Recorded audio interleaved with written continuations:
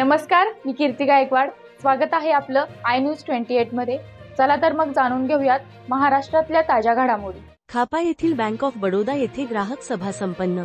नागपूर जिल्ह्यातील सावनेर तालुक्यातील खापा येथील बँक ऑफ बडोदा येथे ग्राहक सभेचे आयोजन करण्यात आले होते. कार्यक्रमाच्या अध्यक्षस्थानी बँक प्रबंधक रिंकी कुमारी होत्या. यावेळी बँक प्रबंधक रिंकी कुमारी यांनी ग्राहक यांना मार्गदर्शन केले. यावेळी त्यांनी मार्गदर्शनात बँकमार्फत चालणाऱ्या योजनांबद्दल माहिती दिली. उदाहरणार्थ पीक कर्ज, गोल्ड लोन, सौर ऊर्जा लोन, ट्रॅक्टर, कार लोन व इतर योजनांबाबत माहिती दिली. तसेच प्रतिष्ठित नागरिक यांचा शाल व श्रीफळ देऊन सत्कार सुद्धा करण्यात आला. यावेळी प्रामुख्याने शकील नागदेवते, भूषण बढे, पंकज मेश्राम, निखिल बोदले, प्रांजली पिंपळकर, हर्षिता शर्मा, राजकुमार सरपाते, हरीश लिखार, सूरज सरमैया हे कर्मचारी प्रामुख्याने हजर होते.